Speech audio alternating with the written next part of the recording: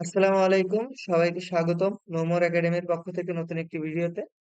আজকে আমরা আপনাদের জন্য আবারও নিয়ে এসেছি জিএসটি গুচ্ছের আরেকটি আপডেট। আজকের আলোচনার বিষয় হচ্ছে জিএসটি গুচ্ছের প্রাথমিক ভর্তি কার্যক্রম ও চূড়ান্ত ভর্তির কার্যক্রম।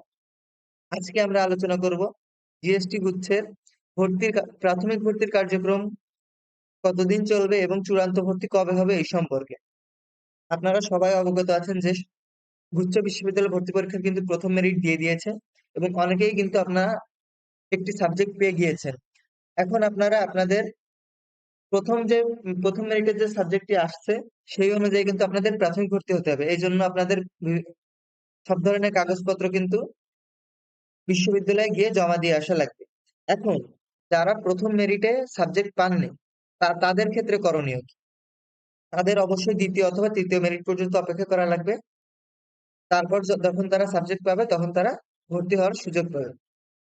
তো আপনারা সবাই জানেন প্রথম মেরিট হচ্ছে আপনার 22 থেকে 26 জুন, যেটা অলরেডি কিন্তু চলতেছে।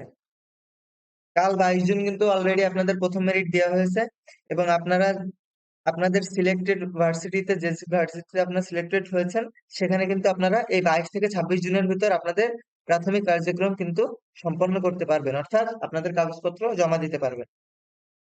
এরপরে যদি আপনারা মাইগ্রেশন অন রাখেন বা যারা সাবজেক্ট পাননি তাদের জন্য সুযোগ হচ্ছে দ্বিতীয় পর্যায়ে, অর্থাৎ সেকেন্ড মেরিটটা দিবে হচ্ছে আপনার 2 থেকে 5 জুলাইয়ের ভিতরে। সেকেন্ড মেরিট আসার পর যারা অলরেডি প্রাথমিক ভর্তি হয়ে গেছেন তাদের কিন্তু আর কোনো কাজ নেই, কিন্তু যাদের সেকেন্ড মেরিটে প্রথম সাবজেক্ট আসবে তাদের কিন্তু তখন আবার বিশ্ববিদ্যালয়ে গিয়ে প্রাথমিক ভর্তি হওয়া লাগবে।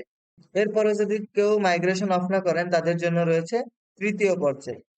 তৃতীয় পর্যায়ে আপনার চলবে হচ্ছে 8 থেকে 11 জুলাই। 8 থেকে 11 জুলাই এর ভিতরে আপনাদের কিন্তু তৃতীয় মেরিট দিয়ে দিবে এবং তৃতীয় মেরিট প্রকাশিত হওয়ার পর যাদের সাবজেক্ট আসবে তারা আবারও ওই একই রকম ভাবে যে বিশ্ববিদ্যালয়ে আপনার সাবজেক্টটি এসেছে সেখানে যে আপনার প্রাথমিক ভর্তি হওয়া লাগবে। কিন্তু যারা একবার অলরেডি ভর্তি হয়ে গেছেন তাদের কিন্তু আর কোনো কাজ নেই। তারা যদি মাইগ্রেশন অন রাখেন তাদের সাবজেক্টটা হয়তো উপরের দিকে যাবে, সাবজেক্ট লিস্টের উপরের দিকে কোনো একটা সাবজেক্ট আসতে পারে, অথবা কেউ যদি অফ করে দেন তাহলে তার শেষ। তার কাজ হচ্ছে পরবর্তীতে চূড়ান্ত ভর্তির সময়। এভাবে আপনারা দেখতে পারতেছেন যে টোটাল 5টা মেরিট দিবে। চতুর্থ পর্যায়ে হবে হচ্ছে আপনার 14 থেকে 17 জুলাই, অর্থাৎ চতুর্থ মেরিট দিবে আপনার 14 জুলাই এবং ভর্তি কার্যক্রম চলবে আপনার 17 জুলাই পর্যন্ত। এবং পঞ্চম অথবা সর্বশেষ মেরিটটা আপনার প্রকাশিত হবে 20 জুলাই। 20 জুলাই থেকে এই ভর্তির কার্যক্রম চলবে 23 জুলাই পর্যন্ত। অর্থাৎ আপনারা দেখতে পাচ্ছেন যে 22 জুন শুরু হয়ে ঠিক 23 জুলাই কিন্তু আপনাদের প্রাথমিক ভর্তির কার্যক্রম শেষ হয়ে যাচ্ছে, অর্থাৎ আপনারা টোটাল 1 মাসের একটা সময় পাচ্ছেন প্রাথমিক ভর্তি হওয়ার জন্য। আপনাদের যে মেরিটেই সাবজেক্ট আসবে আপনারা সিলেক্টেড হবেন, আপনাদের কিন্তু তখনই যে প্রাথমিক ভর্তিটা হয়ে আসা লাগবে। এবং আপনি যদি একবার প্রাথমিক ভর্তি হয়ে যান পরবর্তীতে মেরিটে কিন্তু আপনার কোনো কাজ নেই।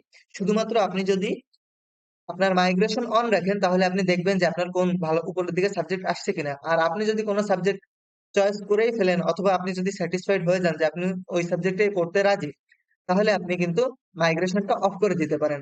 আমরা জানি মাইগ্রেশনে আরেকটা মাইগ্রেশন আছে যেটা হচ্ছে ইউনিভার্সিটি মাইগ্রেশন, যেটা যদি যেটা বন্ধ করার ফলে আপনার কিন্তু আর ইউনিভার্সিটি চেঞ্জ হওয়ার কোনো ধরনের সুযোগ থাকবে না। অর্থাৎ আপনি সেই ইউনিভার্সিটিতেই পড়তে পারবেন কিন্তু আপনার সাবজেক্ট চেঞ্জ হওয়ার সুযোগ থাকবে। এরপরে আপনার এই 1 মাসের টোটাল প্রাথমিক ভর্তি কার্যক্রমের পর আপনাদের একটা চূড়ান্ত ভর্তির ডেট দেওয়া হচ্ছে, বা একটা চূড়ান্ত ভর্তি হতে পারে আপনার 28 থেকে 31 জুলাইয়ের ভিতর।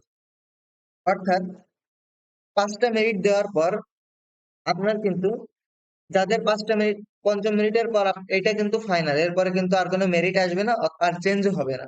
তো যাদের পঞ্চম মেরিটের ভিতরে মাইগ্রেশন অন থাকবে আপনারা যে সাবজেক্টটি পাবেন চূড়ান্ত, আপনার চূড়ান্ত সাবজেক্ট কিন্তু ওইটাই, আপনার চূড়ান্ত ভর্তিও কিন্তু সেখানে যেয়ে হওয়া লাগবে। অর্থাৎ আপনি যদি মনে করেন যে প্রাথমিক ভর্তি আপনি একটা সাবজেক্টে হয়ে আসছিলেন একটা বিশ্ববিদ্যালয়ে, কিন্তু পঞ্চম মেরিট পর্যন্ত যাওয়ার পর আপনার দেখা গেছে ভার্সিটি সাবজেক্ট দুইটাই চেঞ্জ হয়ে গেছে বা ভার্সিটি চেঞ্জ হয়ে গেছে, তখন কিন্তু আপনার চূড়ান্ত ভর্তি হওয়ার জন্য আপনার পঞ্চম মেরিটের পর যে ভার্সিটিতে আসছে সেখানেই কিন্তু আপনার যাওয়া লাগবে চূড়ান্ত ভর্তি হওয়ার জন্য।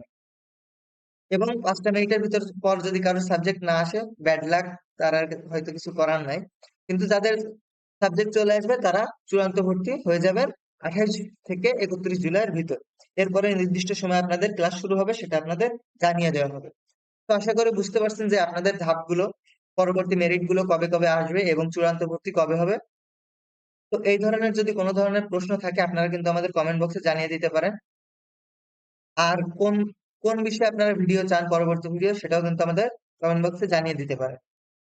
তো যাদের অলরেডি সাবজেক্ট চলে এসেছে বা যাদের আসে নাই, ভবিষ্যতে আরো ভালো কোনো সাবজেক্ট চান, তাদের সবার জন্য শুভকামনা। আজকে এ পর্যন্তই। আসসালামু আলাইকুম।